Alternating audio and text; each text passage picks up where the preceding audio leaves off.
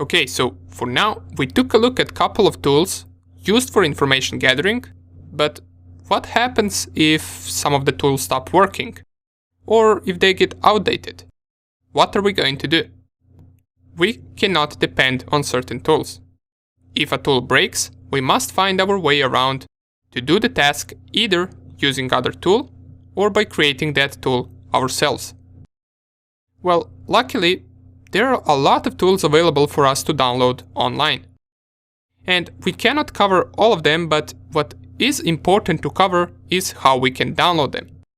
So, in this video, we're going to be searching for an information gathering tool that we can download online and then run in Kali Linux. And the best place where we can find those to download is GitHub. Most of you, if you are either a developer or a programmer, are already familiar with GitHub, and for those of you who don't know what GitHub is world's largest community of developers that build and share their software. So let's see how we can download some additional tools from there. First of all, open up your Firefox, and when we download tools, we either know exactly which tools we want to download, so we search them by their name, or we have no idea what tools even exist. And this is the case where we don't even know what we want. We only know that we're looking for a tool used for information gathering. So let's just type that. In search bar, type information gathering tools GitHub. Up here, information gathering tools GitHub. Press enter. Okay, so let's just click and go with the first link. Information gathering tools. Make sure that it is from the GitHub page. And down here it will output us with a bunch of different tools that are used for information gathering. As we can see in the description, scan all possible TLDs for a given domain name, information gathering, website reconnaissance. This is a program to detect probability of admin page. And we got a bunch of different tools. If we go to some other links, we will also see some other tools available. So from the second link, we get the Sherlock, the Photon, F Society, Pen Testing Bible. If I go all the way down, here is the Harvester. Remember this tool we used in the previous video. And by the way, if you didn't test out once again whether you managed to get some of the results with it, try it out right now.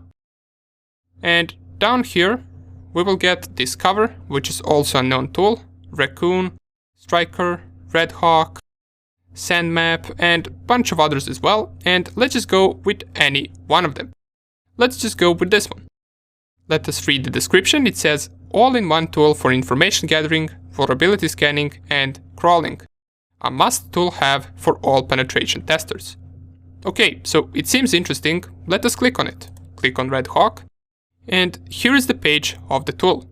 These are all of the files that the tool has. We can see them right here. Down here we got README. This is what we can perform with Red Hawk, so we can read what are our available options with it. And down here, released versions, changelog. Down here we also get how we can install it, how to configure it, and we get usage. Now, sometimes you will need to install some of the requirements that the tool needs in order to run. And you can almost always find the commands that you must run on this tool page. So, as we can see right here, we got the usage and installation, so all we need to do is follow both of them. And different tools might need different requirements, but this is something that you will get better at the more tools you install. However, to just download a tool from GitHub, you will always use the same command, and for this command what we need to do is we need to copy the link to this tool. So copy up here this link, right click, copy. Let us lower this page and open our terminal. And the command is git clone. And by the way, make sure that you're in the /desktop directory before you run this. Then type git clone space and then paste the link and press enter. And this is the command that we use to download a tool from GitHub. As we can see right here, it downloaded all of the files, and right now on our desktop we got the folder called Red Hawk, which is our tool.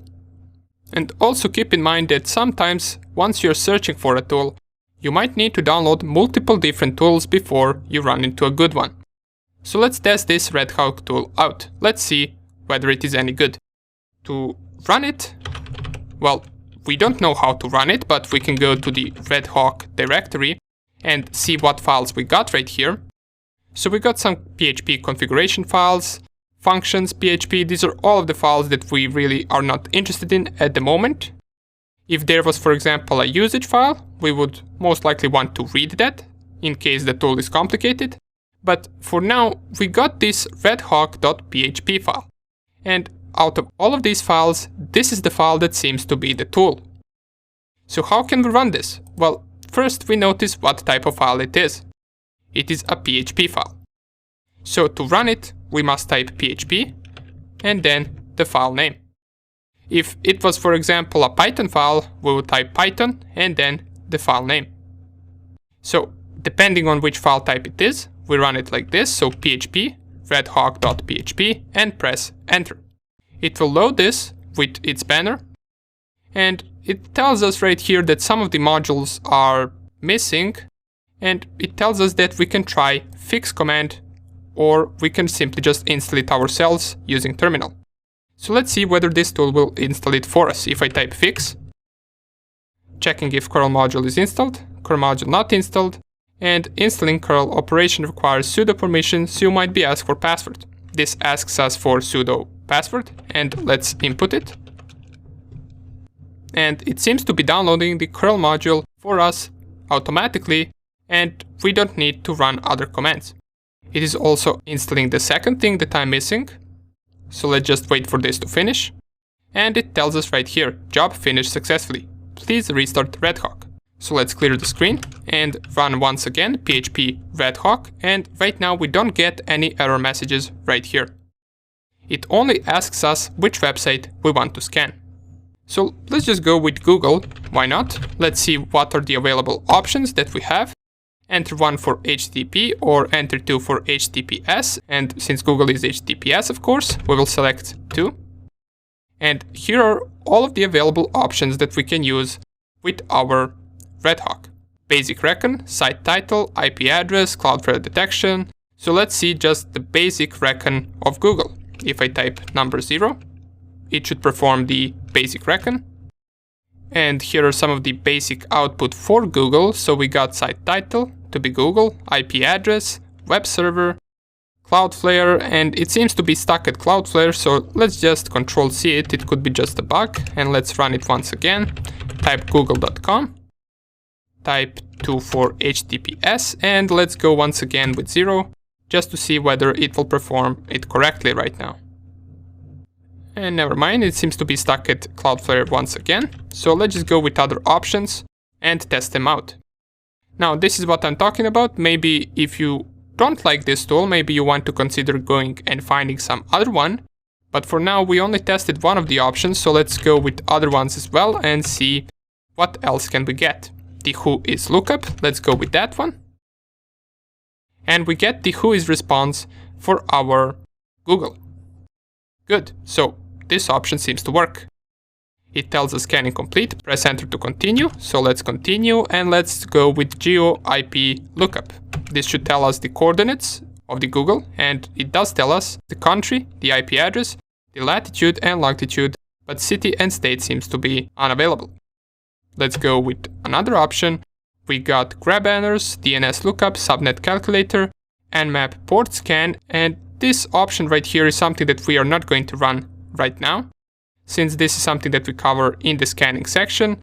The subdomain scanner is also something that we are not going to be doing right now. These options as well, so these are just some of the advanced options that we are going to cover later on, so we won't be running them at the moment. We can go with, for example, DNS lookup, to check out which DNS service it has, and here is the output. So this tool seems to be pretty good. It does give us some of the information for Google. Now of course there are other options that we didn't run and that I would advise you not to run, since some of them can be considered advanced scanning methods. But nonetheless we will be covering them in the next section.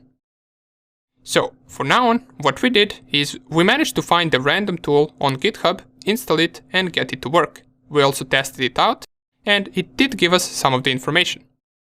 Now, what I want you to do for the next video is try to download the same way a tool called Sherlock. It is also a tool from GitHub. We saw it up here. If I go one step back to this page, the first tool that we saw was, I believe, called Sherlock. Try to download this tool. It is a tool that is used to discover different accounts on different platforms based on the usernames that you specify. Try it out and we will see how to download it and run it in the next video.